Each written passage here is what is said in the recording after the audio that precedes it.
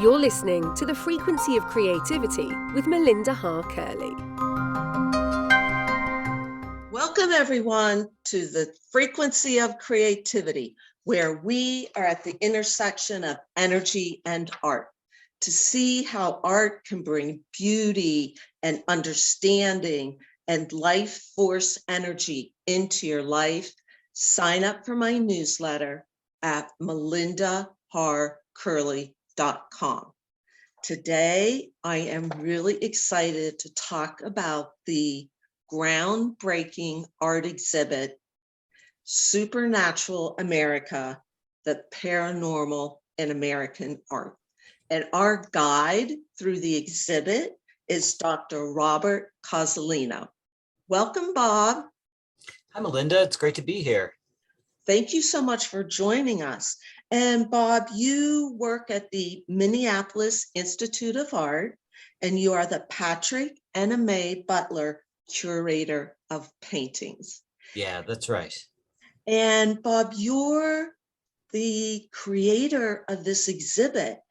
And why I really wanted to have you on the podcast is because the paranormal in art is a theme and a topic that has not been addressed in the art world. And I love that you are bringing awareness, bringing research, and a survey of a number of very accomplished artists in this field. And I think it's a really important exhibit, and it's the first of its kind.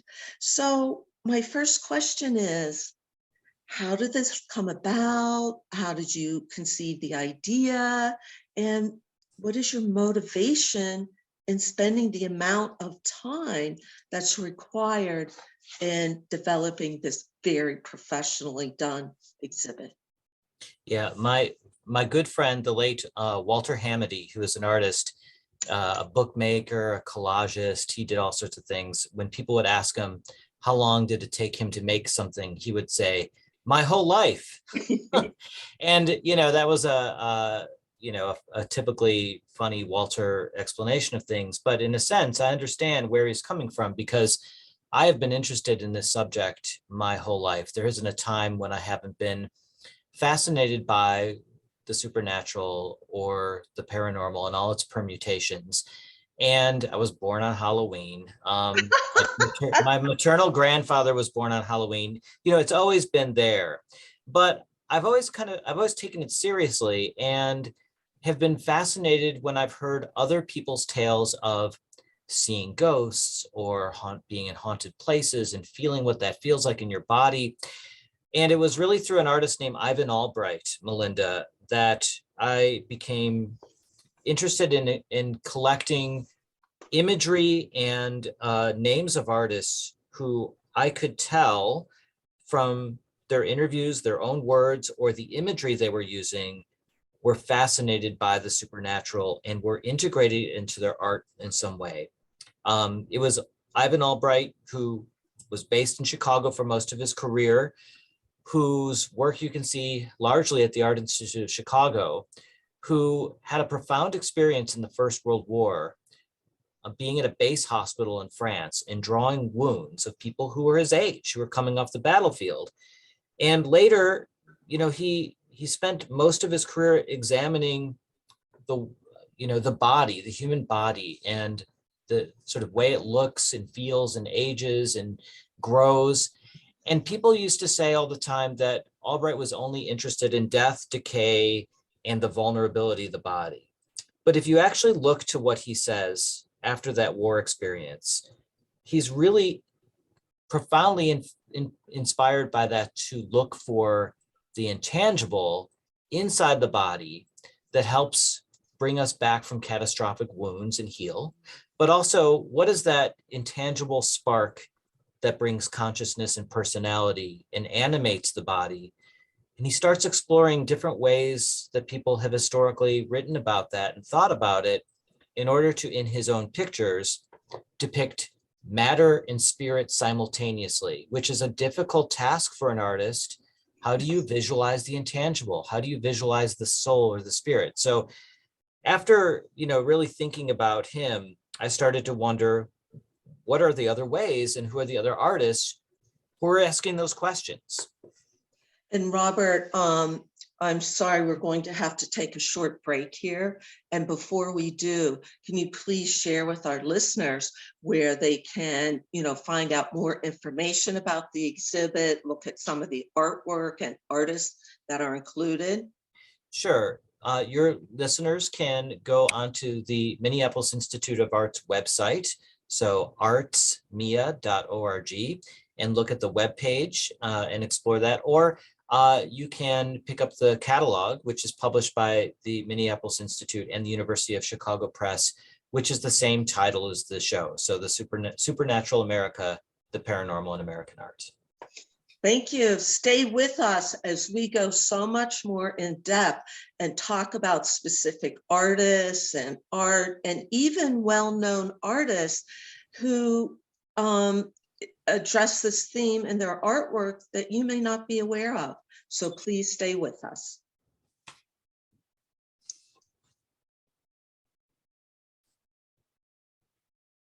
We're back with the frequency of creativity, where we are at the intersection of energy and art. Bob, I love that you were born on Halloween, because that's my favorite holiday. And around our house, that we go all out for Halloween and really embrace all the fun of that holiday. Where I'd like to start is the first section of the exhibit is called America as a Haunted Place. And what you address in that section is that haunting means so much more than ghosts and goes way beyond that. And what you're really dealing with is a cultural reckoning with us as Americans, our history and our past. Yeah, I think that's really important. I use haunting and take my cues directly from the artists themselves in representing that theme in the exhibition in two ways simultaneously, neither one nor the other, which is in a literal way, but also metaphorical. And I know that, we sometimes think of one or the other and think that they are not sort of connected. But a lot of these artists and a lot of communities think of haunting in both ways and hold them together. And I think that it's important because while we may, experience a situation where we feel the spirit of our ancestors or a loved one who we've just lost around us or something like that, I think that in all of the places that we live in what we now call the United States, increasingly, we are realizing that all of the histories that have happened, all of the events that have happened in the places where we are, and I keenly feel this in Minnesota, is sort of present somehow in our bodies, in the vibe of a place, in the way that we're connected and the way that we try to live and look to the future. So this idea that we live in a haunted country makes us ask, well, who are these ghosts? What do they want? Where did they come from? And I think a lot of the artists, and myself included, would say these are ghosts from America's violent past, whether we're talking about slavery or we're talking about the genocide of Native Americans that, are still present and affecting the way we interact with one another and sort of deal with daily life, and have to be reckoned with in order to honor them, move on, and try to figure out how we can heal as a society. And that's embedded in the fabric of how we got here in 2022.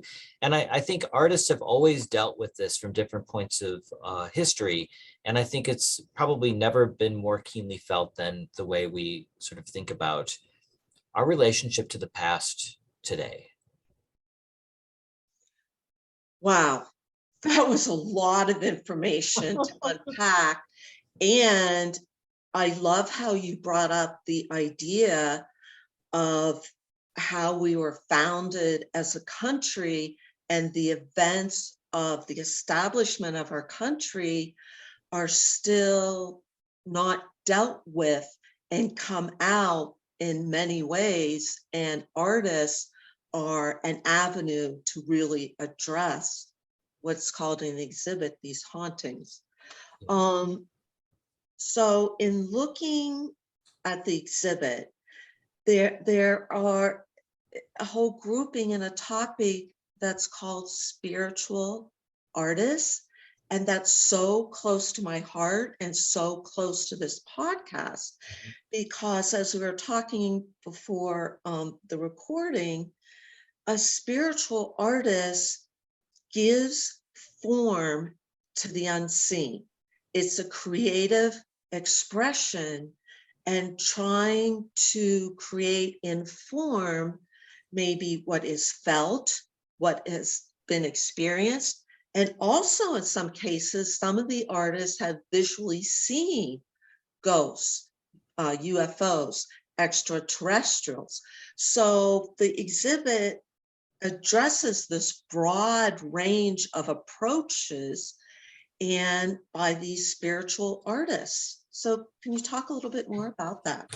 Sure. I think it's important for your audience to know, all the listeners, that the exhibition is arranged thematically, but there's art from the late 18th century to the present. And if they were to come to the exhibition, they'd see that the art from the past and the present is integrated so that it's like the past and the present are speaking to one another, which gets to the main one of the main themes is this idea of spirit contact or contact with the otherworldly.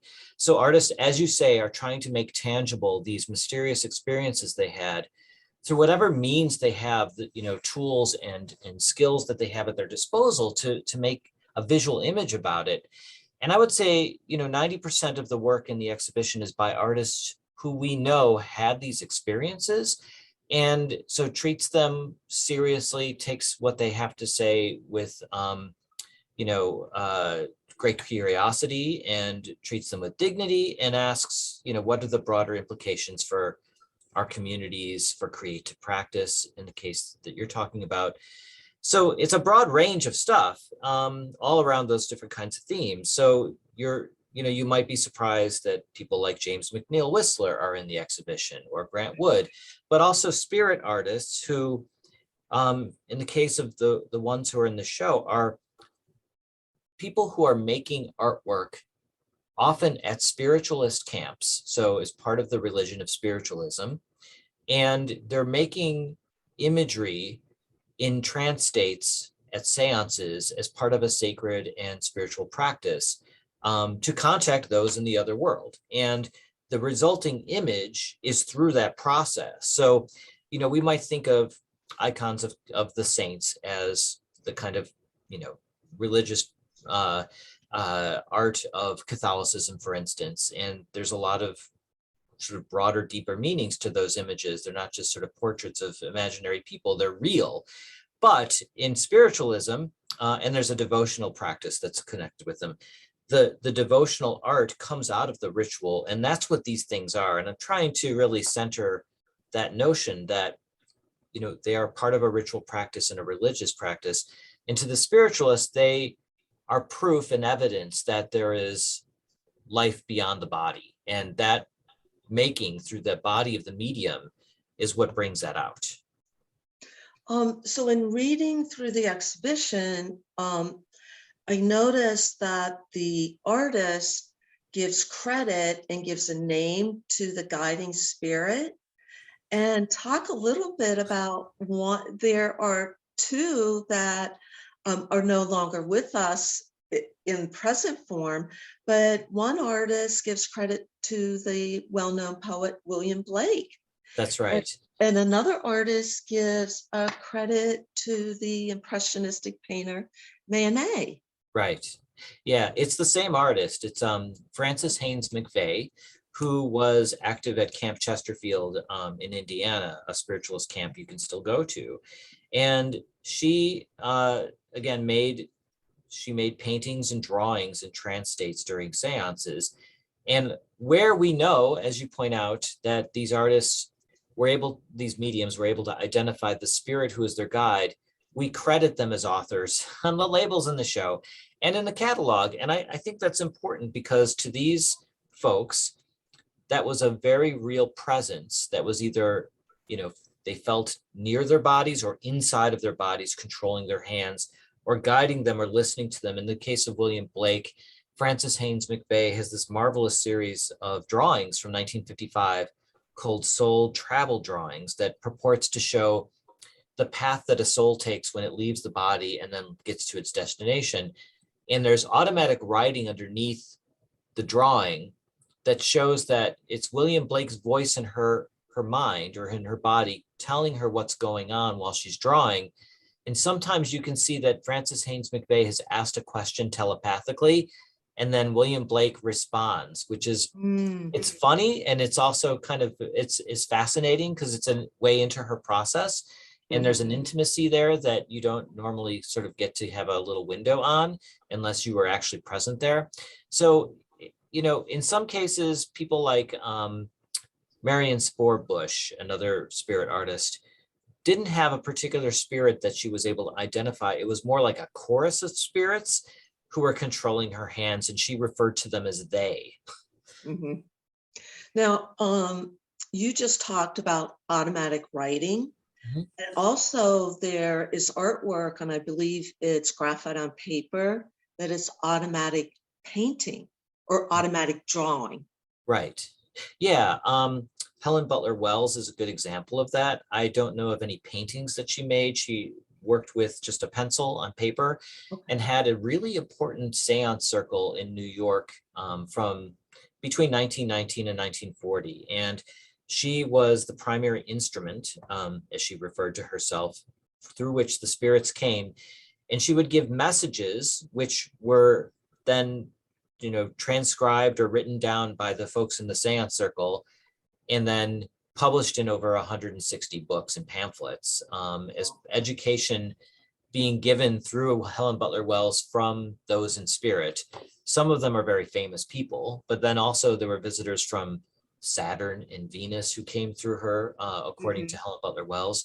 But while she was doing that, she also made drawings. And the drawings are fascinating because they are, sometimes there's portraits of these sort of spirits, but mostly it's this organic, interconnected vine work that becomes something else that has little like spirit faces and sometimes animal spirits.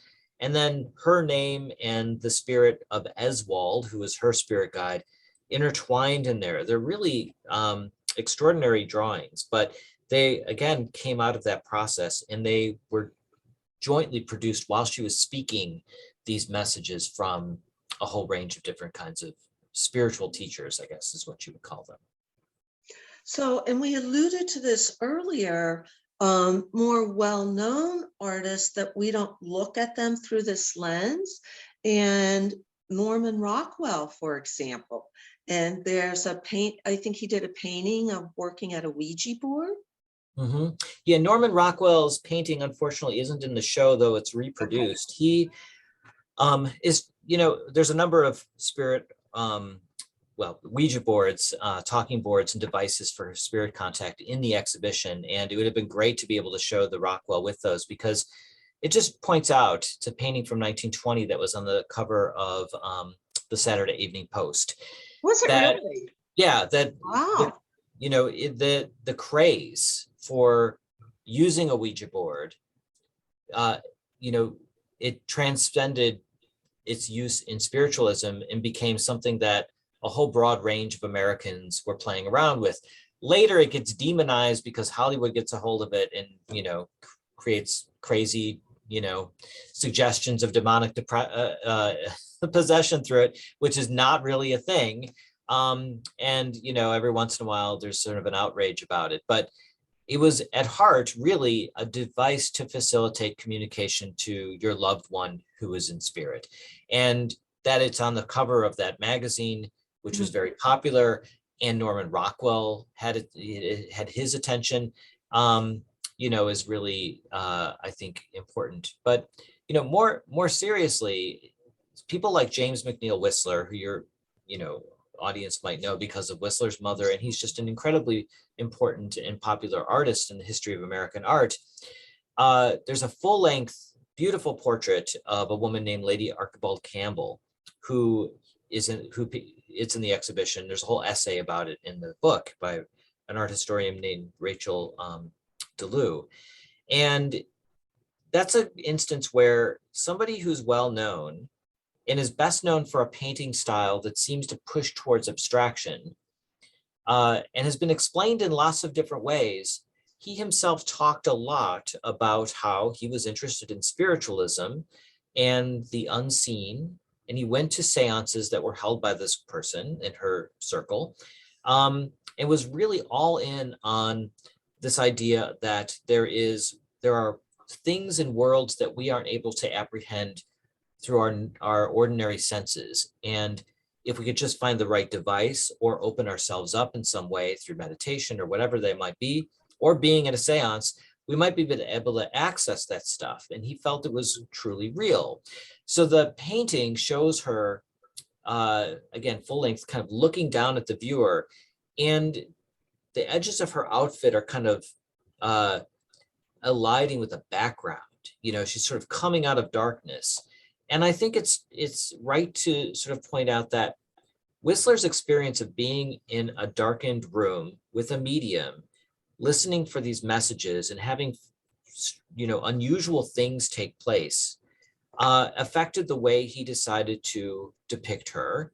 And critics at the time picked up on it and thought she looked like an apparition. And I think it explains the way Whistler pushed towards, you know, like pushed representation to the limits of legibility. I think it's because of that experience of being in the room and also seeing things out of the corner of his eyes, or feeling like something miraculous was happening. I think that explains his painting process more than this sort of mid-20th century notion that he's like a proto Jackson Pollock. I think Whistler was more interested in how did it feel in his body to experience the feeling of being at the seance. And that's one of the things that he's trying to convey through paint. Another painting, and then we'll leave these famous artists, is Georgia O'Keeffe, and hers appeared different than the other ones because a number of the paintings in the exhibit are representational. Right. And then hers is much more abstract. And I believe, did her brother die in World War I? And through this painting, she's trying to depict his spirit. And it's a very abstract painting. Yeah. So I think that, you know, one of the things that the exhibition tries to do is to show that while the common wisdom has been for my field that abstraction is the most appropriate way of showing an analogy to the intangible or the spiritual in art. There's been so many exhibitions about abstraction being the most appropriate manner of doing that. Most of the work in the show is by artists who are using a representational or a realist method in order to get you to see or feel or experience exactly what they saw that might not be in your experience, but they really want you to show you that they were witnesses to something that was tangible, that felt tangible, even though it might have been ephemeral. And so that's the majority of what's in the exhibition to kind of counter that, you know, sort of overwhelming narrative. Unfortunately, the O'Keefe isn't in the show because it couldn't travel during the pandemic, but I write about it. And you're right, it's becomes a memorial picture to her brother, who didn't die in the First World War, but he had gas wounds from experiencing a gas attack that from chemical warfare that, you know, compromised his immune system, and he suffered from for the rest of his life. And he died relatively young. And the O'Keefe painting is very much a memorial to him, and it seems to show his spirit, and it seems to show that he's there, even though she's not doing a straightforward sort of portrait of him. But there's other artists like Henrietta Rees, who's represented in the exhibition, or Agnes Pelton, who do use abstraction as a way to try to convey to the viewer, these are things that my senses were perceiving, and I'm not exactly sure how to show you. So here's what I'm resorting to, which is a kind of series of lights and shapes and imagery that felt real to them, but might seem like it's outside of the realm of tangibility to you. So then let's move on to what you term in the exhibition plural universes. And artists, their real experiences with UFOs, extraterrestrials, multidimensional beings, and them trying to communicate their experience for the rest of us to be able to visualize what they saw. Right. Yeah. You know, when I was I started working on the exhibition in 2016, and I kept bumping into works of art that were, you know, not science fiction illustrations or speculative sort of imagery about other worlds, but work that artists claimed was about their own experiences of, you know, visitors from other planets. And I wasn't sure how much of that material there would be, or if I could connect them in a way that would make sense. But the spiritualists in the 19th century are already talking about, where are the spirits? You know, if we don't believe in a kind of conventional heaven, where do the spirits go? You know, maybe because they aren't limited by the body anymore, they can travel between planets, or they can leave the solar system. There was this continuity in talking about ethereal beings as being able to be not just sort of this concept of a spirit, but some kind of other species, or, you know, kind of race of beings that came from somewhere else that we can't even sort of conceive of. So there's this continuity in that way. But in the 20th century, because of, you know, the whole sort of Cold War era spike in sightings of UFOs and all sorts of things like that, you see a lot of artists in the second half of the 20th century making art about what they thought they saw, or beings that they were visited by, those kinds of things. So again, it's important to sort of emphasize that in this show, that work is through the experience of the artists, their sort of firsthand witnessing of these things. And, you know, they try to visualize it. It ranges from, you know, the experience of UFOs to, as you mentioned, this interdimensional being that the Prophet Royal Robertson depicts. Please share with us, like, what has been the reaction to the show? Like, you being at the Minneapolis Institute of Art, what's been the reaction of the visitors to the museum? So it's been really good timing because, you know, COVID numbers are very low now here in Minnesota. And so people are feeling comfortable coming back to the museum to see a special exhibition. We hadn't had one really that was a big loan show since the beginning of the pandemic. And so the timing is right. There's high visitorship. People are coming multiple times, and they're also coming in groups, like with, you know, with a partner, with a friend, with a handful of family members, and having conversations in the space.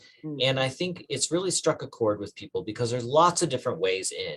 You don't have to believe in any of this stuff to understand or empathize with the artists or get something out of what you're seeing. But I think for a lot of people, they've really craved this because it reinforces or validates the things that they've experienced and maybe don't feel like they're able to talk about, or that people won't take them seriously, but is common to lots of communities and is just a part of human experience to be sort of having some degree of this kind of belief system.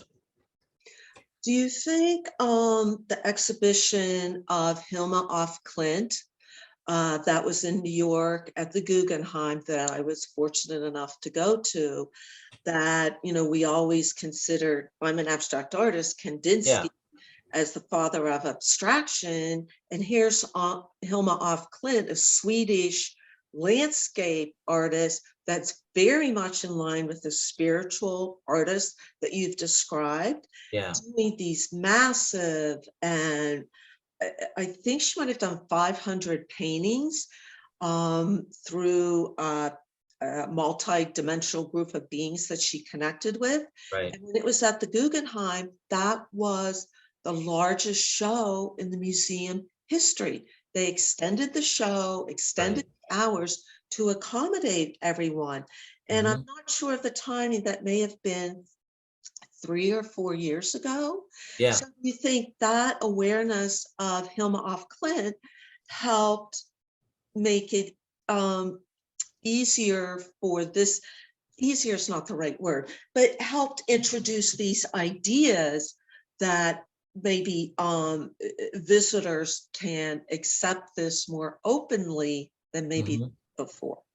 I think so. I think there's always been an audience for this kind of material, but art museums have not really taken it seriously, or they've tried to aestheticize it or put some kind of, you know, more secular framework around how we should really understand the work.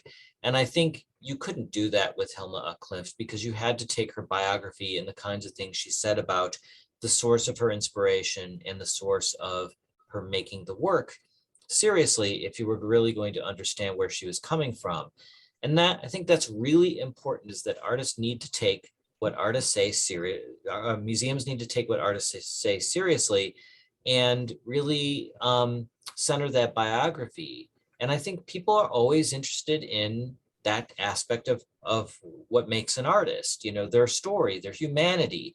And so I think that part of the Hilma af Klint, you know, phenomenon was really critical. It wasn't just that there were these early abstract paintings, it was that there's this whole other dimension to the way she was talking about how they were made and what they meant.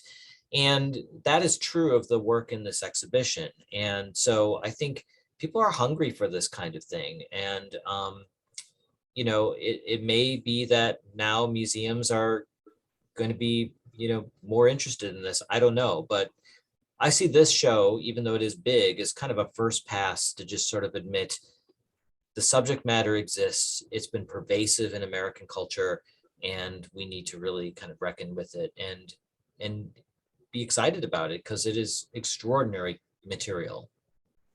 And Bob, thank you so much for being a trailblazer and really curating the first museum show to take the paranormal and art and all we talked about to bring it to light in the museum. So thank you for all of your, in 2000, was it 4 years of work to orchestrate all of this? Yeah, about 5 years from 5 years. inception to it opening at the Toledo Museum, our first museum on the tour. Yeah.